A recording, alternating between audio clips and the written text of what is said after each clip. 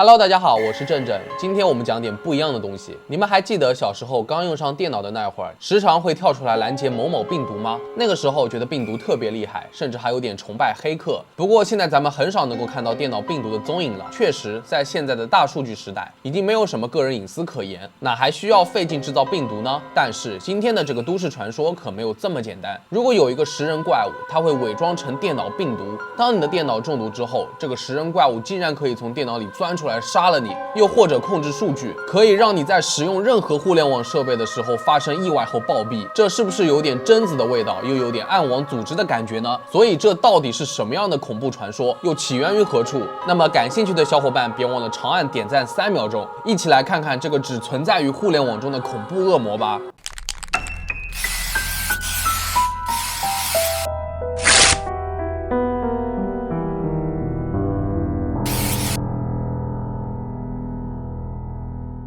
其实刚才正正也提到了，这是一种电脑病毒，主要生活在人类的电子设备上面。它人送外号恶魔之王，因为外形很可怕，全身只剩下了一副骷髅。据说最先发现它的是一名网友，他在网络上寻求各大网友的帮忙，因为他的电脑桌面上出现了恶魔之王的图像，上面的骷髅头样子很扭曲，头上还有个王冠。而且更可怕的是，这张可怕的图片还在不断的复制出现新的版本。网友尝试过将这张照片进行反向搜索，但都会跳出不祥的短语：恶魔之王来了。难道这是在暗示受害者即将发生一系列的可怕事情吗？然而事情变得越来越糟糕。网友发现这个图像竟然不知怎么的会自己移动，有人给他建议将扩展名从 JPG 改成 TXT， 并在注释当中打开。然而当网友照做后，这个文本反复出现了许多次，并且上面写着谁敢亵渎恶魔之王，就将接地他的位置的语句。不仅如此，在注释中还能看到另外2个短语，他现在要来了，以及他很快就会来到这里。之后这个网友继续听取别人的建议，试图复制所有的图像到他的外部驱动器，然后断开它，重新启动电脑。但是这么做并没有什么用，反而使图像的故障更严重了，竟然出现了蓝色跟红色扭曲的光线。另一个人则建议他将该文本重新命名为赞美恶魔之王。这名网友并没有透露自己是否尝试这么做了，但是据他的描述，照片上的那个骷髅生物竟然转过来盯着他，太可怕了。当他想继续在网络上留言的时候，发现网页也出现了故障。联系技术人员的时候，电脑中间出现了这么一句话：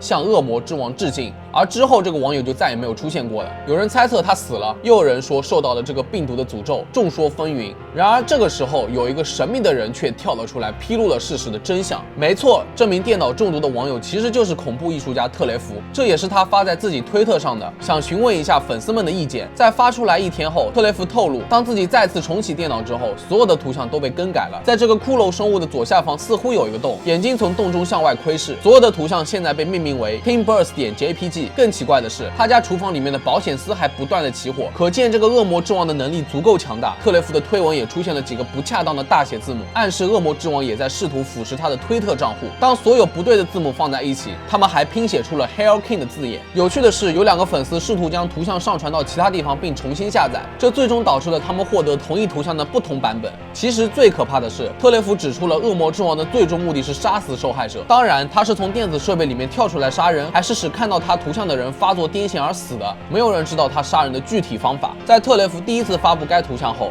声称自己需要帮助，互联网上就成倍的出现了该图像，就像是病毒式的传播。不过特雷弗这么做可能也是暗示了这是一个电脑病毒形式出现的食人怪物。除了在用户的电脑屏幕上不停的出现之外，还有另外一种攻击的方式，那就是直接从电脑屏幕中出现攻击。由于它只是一种电脑病毒，所以除了数据刀之外，没有任何的事物能够伤害它。另外，如果中此病毒，它还会在你玩特定的游戏时引发各种故障。特雷弗还称它为重塑的守护神，以古老的形式出现在现代生活中，以鲜血为生。这意味着恶魔之王是某种强大的古代神灵，在过去需要牺牲，而到了现代技术时代，他通过电子设备行使着自己的权利，以进一步传播他的影响力，发送给人类他降临的消息。那么大家看完这个特雷弗创作的恶魔之王有什么感觉呢？其实我觉得这个病毒式的都市传说还挺有意思的。特雷弗不仅创造了这个生物，还把自己带入了进去，引导粉丝一起来探索这个神秘的互联网怪物，最终发现他隐藏的神灵身份。然而更有意思的是，作为特雷弗的粉丝们，只要他一旦发布新的推文，总会引起粉丝们的无限遐想，所以都市传说也就传得越来越神秘了。那么本期视频到这里就结束了。如果你觉得这个视频做得不错的话，也别忘了点赞、收藏、加关注哦。我是正正，那我们下个视频再见吧。